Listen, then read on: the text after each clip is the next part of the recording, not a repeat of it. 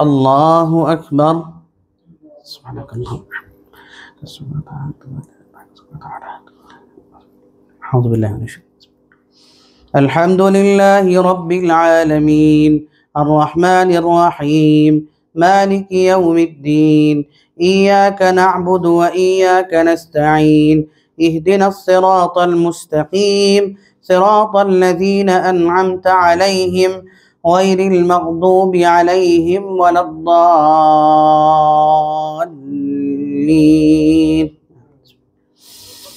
ولا تجادلوا أهل الكتاب إلا بالتي هي أحسن إلا الذين ظلموا منهم وقولوا آمنا بالذي أنزل إلينا وأنزل إليكم وإلهنا وإلهكم واحد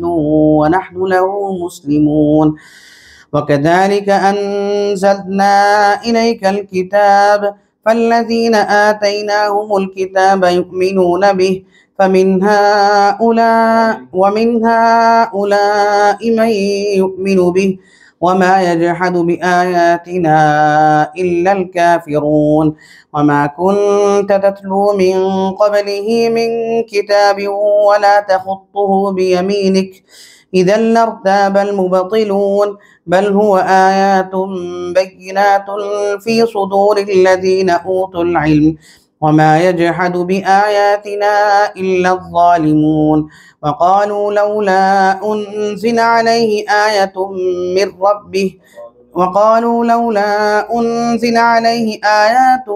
من ربه قل إنما الآيات عند الله وإنما أنا نذير مبين.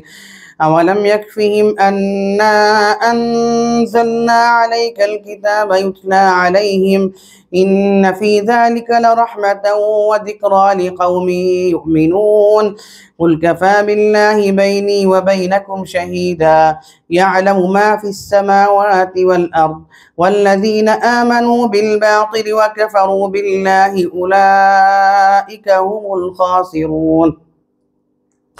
ويستعجلونك بالعذاب ولولا أجل مسمى لجاءهم العذاب وليأتينهم بغتة وهم لا يشعرون. يستعجلونك بالعذاب وإن جهنم لمحيطة بالكافرين يوم يغشاهم العذاب من فوقهم ومن تحت أرجلهم ويقول ذوقوا ما كنتم تعبدون. ويستعجلونك بالعذاب ولولا أجل مسمى لجاءهم العذاب وليأتينهم بغتة وهم لا يشعرون. يستعجلونك بالعذاب وإن جهنم لمحيطة بالكافرين يوم يغشاهم العذاب من فوقهم ومن تحت أرجلهم ويقول ذوقوا ما كنتم تعملون. يا عبادي الذين آمنوا إن أرضي واسعة فإياي فاعبدون. كل نفس ذائقة الموت ثم إلينا ترجعون. والذين آمنوا وعملوا الصالحات لنبوئنهم من الجنة غرفا تجري من تحتها الأنهار خالدين فيها نعم أجر العاملين الذين صبروا وعلى ربهم يتوكلون. وكأي من دابة لا تحمل رزقها الله يرزقها وإياكم وهو السميع العليم. ولئن سألتهم من خلق السماوات والأرض وسخر الشمس والقمر ليقولن الله فأنى يؤفكون. الله يبسط الرزق لمن يشاء من عباده ويقدر له إن الله بكل شيء عليم. ولئن سألتهم من نزل من السماء ماء فأحيا به الأرض من بعد موتها ليقولن الله قل الحمد لله بل أكثرهم لا يعلمون وما هذه الحياة قل الحمد لله بل أكثرهم لا يعقلون وما هذه الحياة الدنيا إلا لهو ولعب وإن الدار الآخرة لهي الحيوان لو كانوا يعلمون فإذا ركبوا في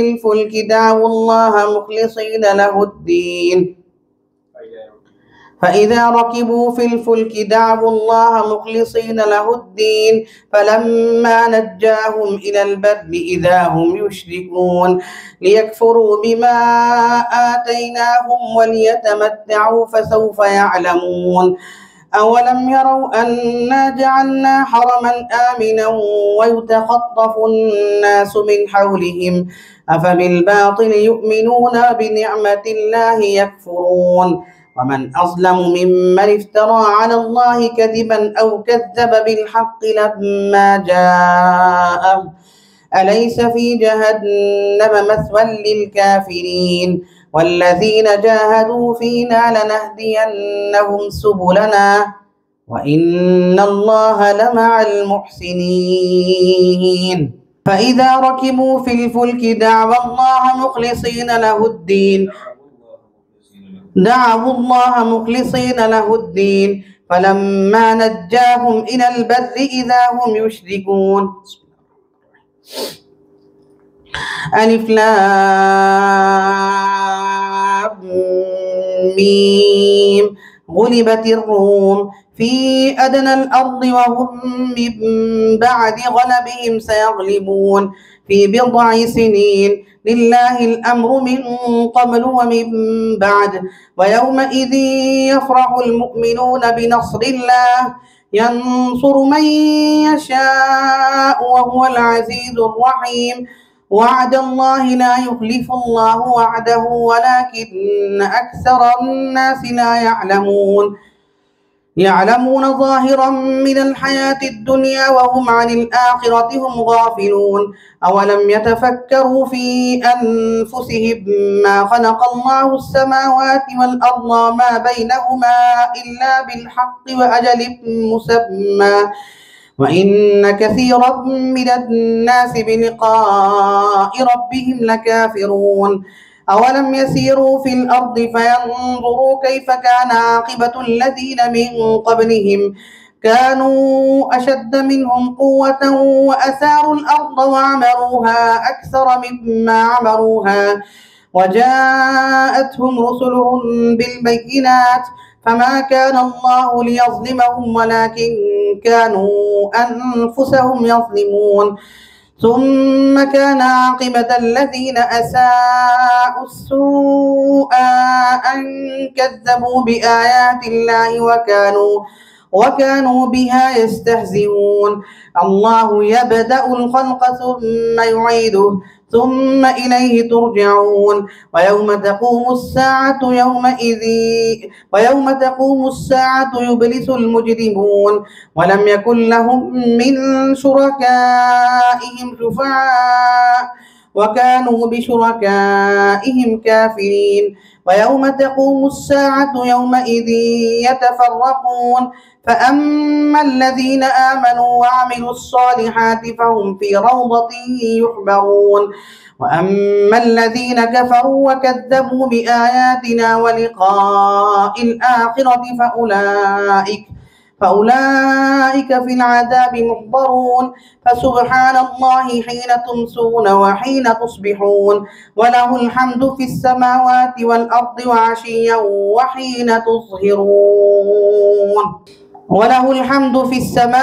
والأرض وعشيا وحين تظهرون يخرج الحي من الميت ويخرج الميت من الحي ويحيي الأرض بعد موتها وكذلك تخرجون ومن آياته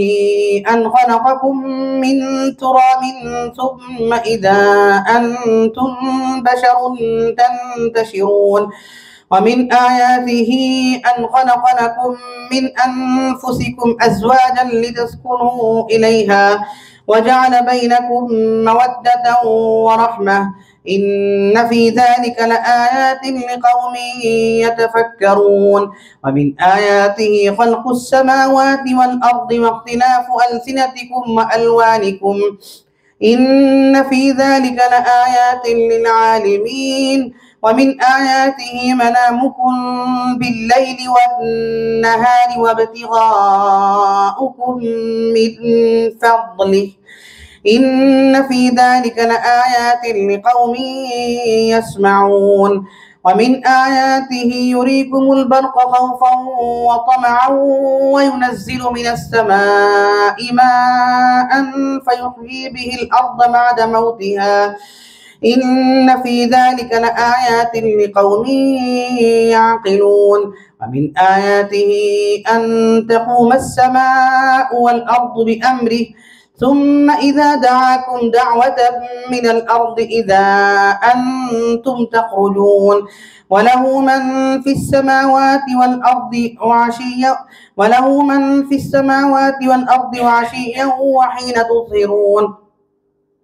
وله من في السماوات والأرض كل له قانطون وهو الذي يبدأ الخلق ثم يعيده وهو أهون عليه وله المثل الأعلى في السماوات والأرض وهو العزيز الحكيم ضرب لكم مثلا من أنفسكم هل لكم مما ملكت أيمانكم من شركاء فيما رزقناكم فأنتم فيه سواء تخافونهم كخيفتكم أنفسكم كذلك نفصل الآيات لقوم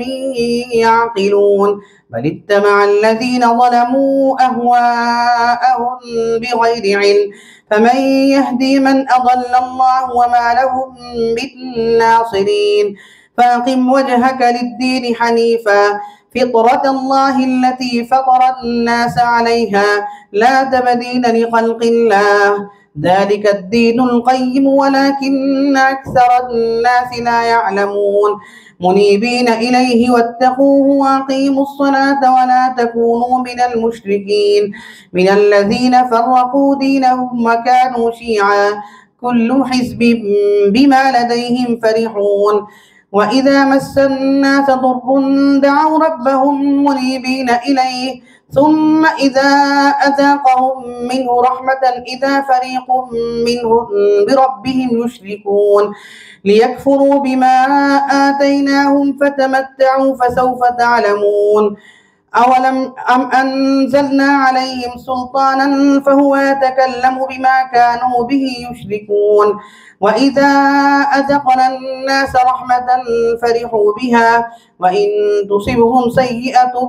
بما قدمت أيديهم إذا هم يقنطون أولم يروا أن الله يبسط الرزق لمن يشاء ويقدر إن في ذلك لآيات لقوم يؤمنون فآت ذا القربى حقه والمسكين وابن السبيل ذلك خير للذين يريدون وجه الله وأولئك هم المفلحون وما آتيتم من ربا ليربو في أموال الناس فلا يربو عند الله وما آتيتم من زكاة تريدون وجه الله فأولئك هم المضعفون الله الذي خلقكم ثم رزقكم ثم يميتكم ثم يحييكم هل من شركائكم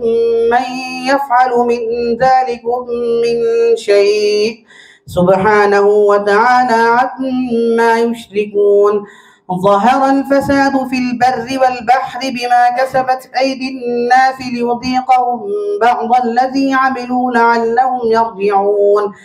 قل سيروا في الأرض فانظروا كيف كان عاقبة الذين من قبل كان أكثرهم مشركين فأقم وجهك للدين حنيفا القيم من قبل أن يأتي يوم لا مرد له من الله يومئذ يصدعون. من كفر فعليه كفره ومن عمل صالحا فلأنفسهم يمهدون ليجزي الذين آمنوا وعملوا الصالحات من فضله إنه لا يحب الكافرين. ومن آياته أن يرسل الرياح مبشرات وليذيقكم من رحمته ولتجري الفلك بأمره ولتبتغوا من فضله ولعلكم تشكرون. ولقد أرسلنا من قبلك رسلا إلى قومهم فجاءوهم بالبينات فانتقمنا من الذين أجرموا وكان حقا علينا نصر المؤمنين. الله الذي يرسل الرياح فتثير سحابا فيبسطه في السماء كيف يشاء ويجعله كسفا فترى الودق يخرج من خلاله فإذا أصاب به من يشاء من عباده إذا هم يستبشرون. الله الذي يرسل الرياح فتثير سحابا فيبسطه في السماء كيف يشاء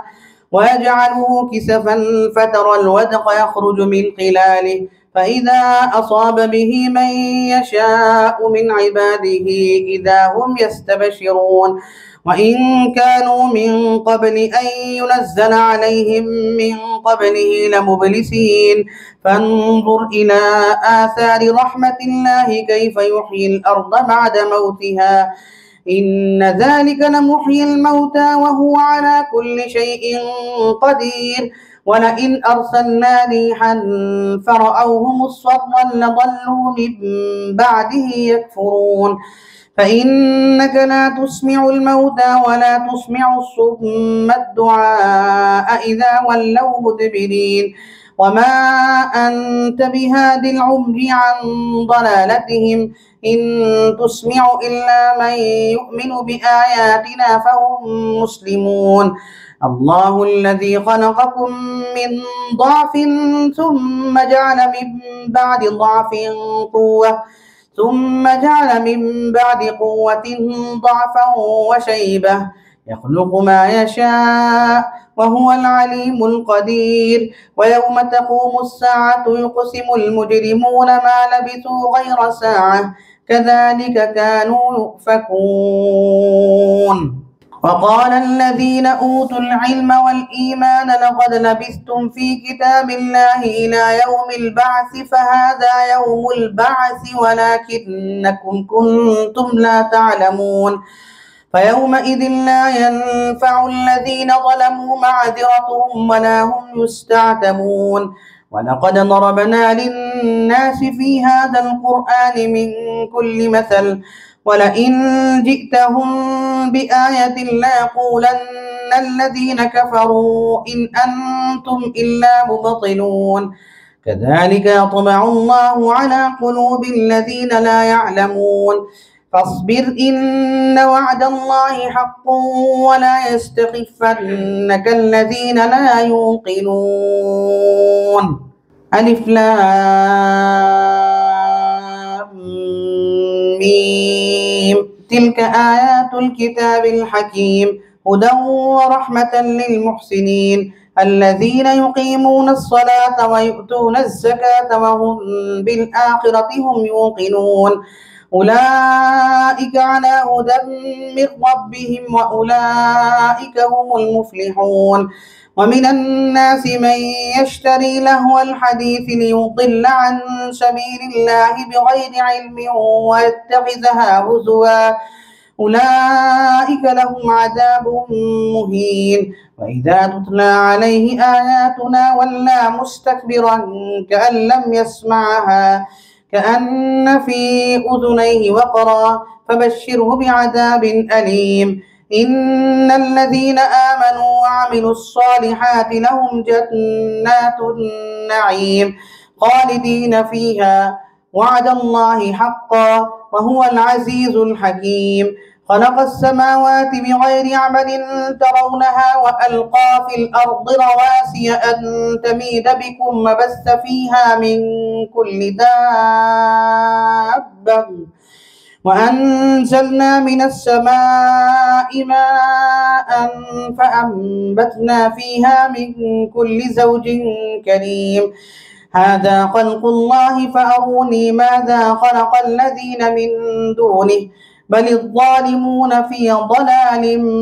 مبين ولقد آتينا لقمان الحكمة أن اشكر لله ومن يشكر فإنما يشكر لنفسه ومن كفر فإن الله غني حميد وإذ قال لقمان لابنه وهو يعظه يا بني لا تشرك بالله إن الشرك لظلم عظيم ووصينا الإنسان بوالديه حملته أمه وهنا على وهن وفصاله في عامين أن اشكر لي ولوالديك إلي المصير وإن جاهداك على أن تشرك بي ما ليس لك به علم فلا تطعهما وصاحبهما في الدنيا معروفا ووصينا الإنسان بوالديه حملته أمه وهنا على وهن وفصاله في عامين أن اشكر لي ولوالديك إلي المصير وإن جاهداك على أن تشرك بي ما ليس لك به علم فلا تطعهما وصاحبهما في الدنيا معروفا واتبع سبيل من أناب إلي ثم إلي مرجعكم فأنبئكم بما كنتم تعملون يا بني إنها إن تك مثقال حبة من خردل فتكن في صخرة أو في السماوات أو في الأرض يأت بها الله إن الله لطيف خبير يا بني أقم الصلاة وأمر بالمعروف وانهى عن المنكر واصبر على ما أصابك إن ذلك من عزم الأمور ولا تصعر خدك للناس ولا تمش في الأرض مرحا إن الله لا يحب كل مختال فخور وقصد في مشيك واغضض من صوتك إن أنكر الأصوات لصوت الحمير